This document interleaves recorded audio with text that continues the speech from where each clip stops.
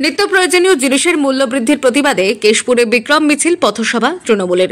নিত্য প্রয়োজনীয় বিভিন্ন জিনিস অন্যান্য জিনিসের সঙ্গে গ্যাস ও জীবনদায়ী বিভিন্ন ওষুধের দাম বাড়িয়ে দিয়েছে কেন্দ্র সরকার।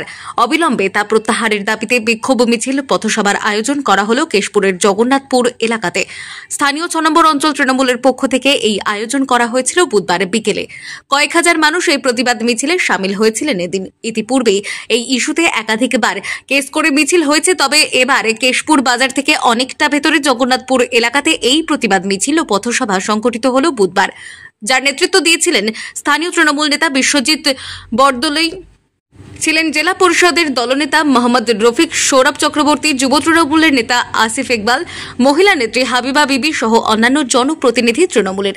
এই মিছিল জগন্নাথপুর এলাকাতে পরিক্রমা করে। মিছিল থেকে জোরালো দাবি ওঠে অবিলম্বে এই সমস্ত বর্ধিত মূল্য প্রত্যাহার করতে হবে কেন্দ্রীয় সরকারকে। সাধারণ মানুষের স্বার্থে সমস্ত জিনিসের ন্যায্য মূল্য রাখতে হবে, তবে যতক্ষণ না এই ধরনের মূল্য প্রত্যাহার করা হবে ততক্ষণ পর্যন্ত তৃণমূলের পক্ষ থেকে আরও প্রতিবাদ মিছিল পথসভার আয়োজন হবে বলে এদিন মিছিলে থাকা নেতৃত্বরা জানিয়ে দিয়েছেন।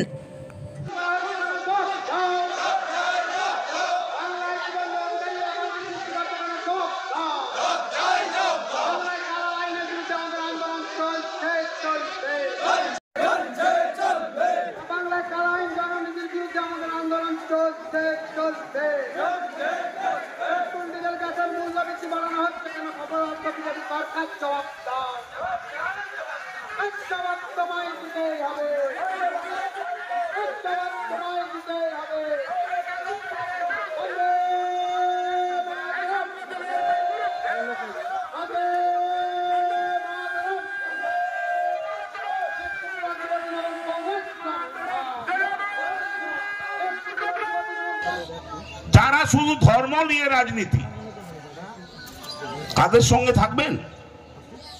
আরে ভাই, বিজেপির কমরেড লাল টুপি ছেড়ে গেরুয়া পড়েছ,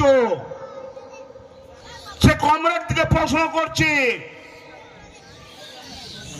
আপনার গ্যাসটা যদি মোদী সরকার 500 টাকা দেয়, আপনি 100 বার বিজেপি করুন, আমার আপত্তি নেই। আপনার পেট্রোলটা যদি 60 টাকায় দেয়, বিজেপি করুন, আমার আপত্তি। যতদিন আর অভিষেক বন্দ্যোপাধ্যায় যতদিন থাকবে, পশ্চিম বাংলায় তৃণমূলের একটা লোম ছেঁড়ার ক্ষমতা কোন রাজনৈতিক দলের নাই নাই নাই নাই। এই কয়েকটি কথা বলি, সকলকে যথাযোগ্য শ্রদ্ধা সম্মান এবং আমার